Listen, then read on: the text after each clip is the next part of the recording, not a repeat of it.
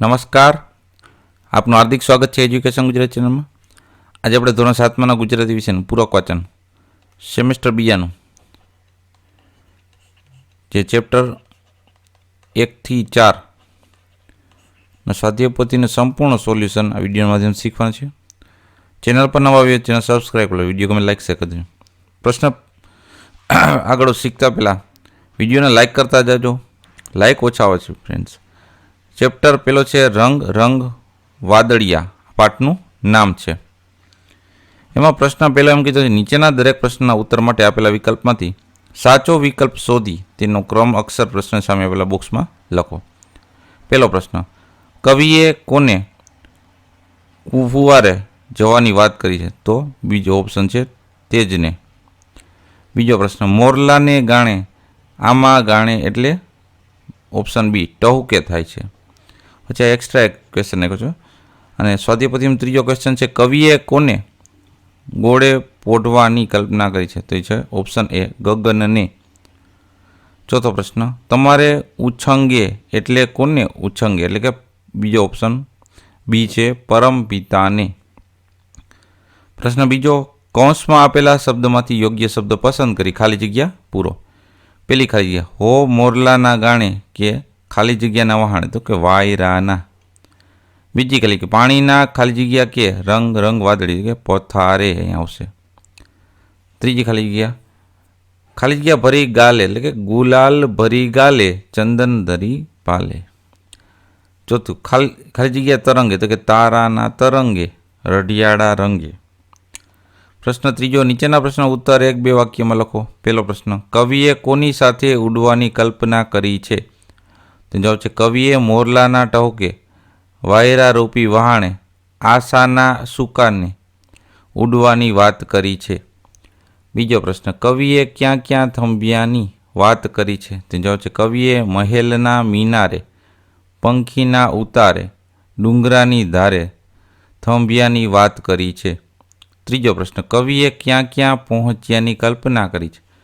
તે જવાબ છે કવિએ આભલાને આરે, પૃથ્વીની પાળે, પાણીના પથારે પહોંચવાની વાત કરી છે. ચોથો પ્રશ્ન, કવિએ ક્યાં ક્યાં અમે પોઢિયાની કલ્પના કરી છે? તે જવાબ છે કવિએ છલકતી છોડે, દરિયાની હિંડોળે ને ગગનની ગોળે અમે પોઢિયાની કલ્પના કરી છે. પાંચમો પ્રશ્ન, કવિએ ક્યાં ક્યાં અમે નાચ્યાની કલ્પના કરી છે? તો કવિએ તારાની તરંગે, રઢિયાળા રંગે ને આનંદના અભંગે અમે નાચ્યાની કલ્પના કરી છે. છઠ્ઠો પ્રશ્ન, કવિ પરમપિતાના ઉછંગે કેવી રીતે પહોંચે છે? જવાબ છે કવિ અંગે અંગે રંગ સાથે અને અનંત રૂપ રંગ પરમપિતાના ઉછંગે એટલે કે ખોળે પહોંચે છે. પ્રશ્ન બીજો, ચેપ્ટર બીજું, આવા આપણા પૂરકનું ચેપ્ટર બીજું છે રંગોળી. એમાં પ્રશ્ન પહેલો છે, નીચેના દરેક પ્રશ્નના ઉત્તર માટે આપેલા વિકલ્પમાંથી સાચો વિકલ્પ શોધી તેનો ક્રમ અક્ષર પ્રશ્ન સામે પેલા બોક્સમાં લખો. પેલું, ઘરનું રૂપ તેમાં રહેનાર માણસનું શું બતાવી આપે તેવું હોવું જોઈએ? તો એ છે ઓપ્શન એ જીવન. બીજો પ્રશ્ન, આપણા ઘરનું આંગણું કેવું હોવું જોઈએ? તો જવાબ છે ઓપ્શન એ સ્વચ્છ અને સુંદર. ત્રીજો પ્રશ્ન, મહારાષ્ટ્રની રંગોળીઓમાં મોટે ભાગે કેવી રચનાઓ હોય છે? તો જવાબ છે ઓપ્શન ડી ભૂમિતિબંધ. ચોથો પ્રશ્ન, કઈ કળાના પ્રથા ગુજરાતમાં પ્રસરે તેવું લેખક ઈચ્છે છે? તો ઓપ્શન છે બી રંગોળી. પ્રશ્ન બીજો, કૌંસમાં આપેલા શબ્દોમાંથી યોગ્ય શબ્દ પસંદ કરી ખાલી જગ્યા પૂરો. પેલું, કીડો પોતાના માટે ખાલી જગ્યા બનાવતો કે કોસેટો. બીજી ખાલી જગ્યા, ઘરમાં બારણા ઉપરનો ભાગ એ ઘરનું ખાલી જગ્યા ગણાય તો કે કપાળ. ત્રીજું, ઘરના મુખ્ય બારણાની આગળનો ભાગ તે ખાલી જગ્યા છે તો કે આંગણું. ચોથું, આર્ય લોકો પહેલેથી જ ધર્મ અને કળાના ખાલી જગ્યા છે તો છે ઉપાસક. પાંચમું, ખાલી જગ્યા તરફની રંગોળી વધારે કલાત્મક છે તો છે મદ્રાસ તરફની. પ્રશ્ન ત્રીજો, નીચેના પ્રશ્નનો ઉત્તર 1-2 વાક્યમાં લખો. પેલું, ચિત્રકળા એટલે શું? તેનો જવાબ છે કોઈ પણ ભાવ, કોઈ પણ આકાર કે કોઈ પણ વસ્તુ સુંદર અને મનોહર રૂપમાં રજૂ કરવાની કળા એટલે ચિત્રકળા. બીજો પ્રશ્ન, માણસને રહેવા માટેનું ઘર કેવું હોવું જોઈએ? જવાબ છે માણસને રહેવા માટેનું ઘર તેની ઈચ્છાઓ, જરૂરિયાતો, શોખ અને સગવડોથી ભરેલું હોવું જોઈએ. ત્રીજો પ્રશ્ન, ગરીબ દેશ તવંગર આંગણાની શોભા માટે શું કરે છે? તેનો જવાબ છે ગરીબ તવંગર આંગણાની શોભા માટે કોઈ પણ છાંટે, કોઈ ગાયને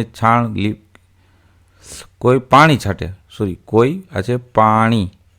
છાંટે તો કોઈ ગાયના છાણ લીપે, કોઈ આરસની તકતીઓ જડાવે અને પ્રસંગે ત્યાં ગાલીચા પણ પાથરે છે.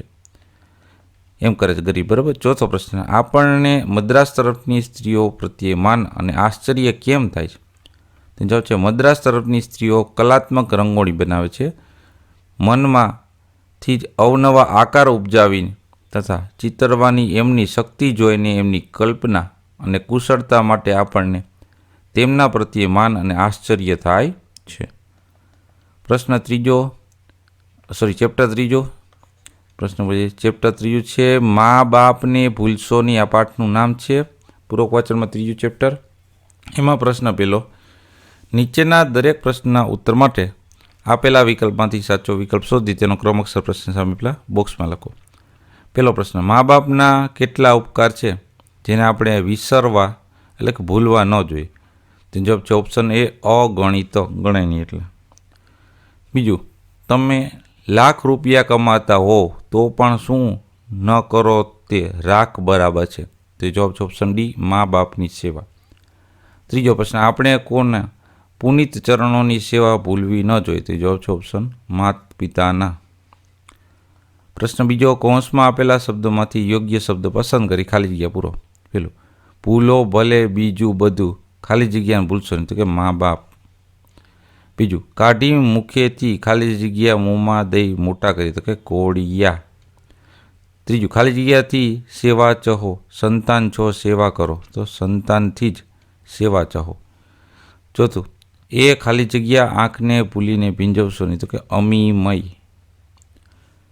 પાંચમી ખાલી જગ્યા ખર્ચતા મળશે બધું, માતા પિતા મળશે નહીં, તો કે ગધન. પ્રશ્ન ત્રીજો, નીચેના પ્રશ્નો ઉત્તર 1-2 વાક્યમાં લખો. પહેલો પ્રશ્ન, મા બાપને બાળકનું મુખ ક્યારે જોવા મળ્યું?